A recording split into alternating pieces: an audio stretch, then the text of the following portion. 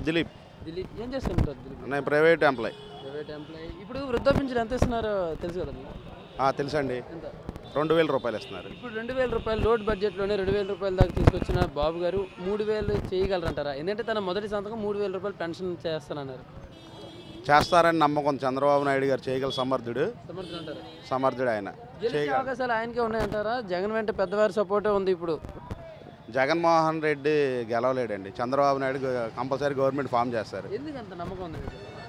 రాష్ట్రాన్ని సమర్థవంతంగా నడపాలంటే నారా చంద్రబాబు నాయుడు గారు సమర్థుడని మా అభిప్రాయం. అదీ కాక లోటు బడ్జెట్లో ఉన్న రాష్ట్రాన్ని ఆయన వికలాంగులకు వితంతువులకు పెన్షన్లు పెంచడమే కానీ, మా మహిళలకు పసుపు కుంకుమ పథకాలు ఇవ్వడమే కానీ, మా ఏరియా చూసుకున్నట్టయితే ఇల్లు లేని వాళ్ళకి ఒక 540 మంది వరకు ఇల్లు ఇచ్చారు మా డివిజన్లో.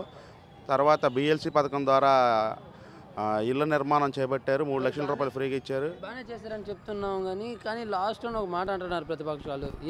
కొన్ని అయితే పెండింగ్ ఉండిపోయి కదా పనులని అంటున్నారు.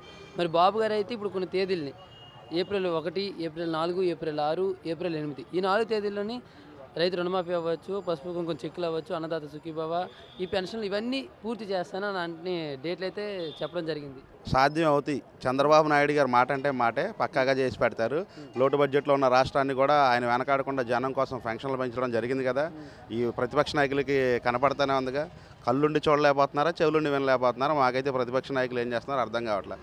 చంద్రబాబు నాయుడు గారి పరిపాలన మీద ప్రజలందరికీ చాలా సానుకూలత ఉంది. ఆయన చేసే ప్రతి అభివృద్ధిని ప్రజల్లోకి తీసుకెళ్తున్నారు. మా ఏరియా ఎమ్మెల్యేలు కానీ, ఎంపీలు కానీ బిఎల్సి పథకం అనేది ఒకటి తీసుకొచ్చి చంద్రబాబు నాయుడు గారు ఏదైతే పేదలకు ఇచ్చి ఇల్లు కట్టిస్తున్నారో ఆ డబ్బుల్ని దారి తప్పకుండా వాటిని తీసుకొచ్చి ప్రజలకు లబ్ధి చేకూరే విధంగా 2.5 లక్షల రూపాయలు ఫ్రీగా ఇచ్చి ఇల్లు కట్టిస్తున్నారు.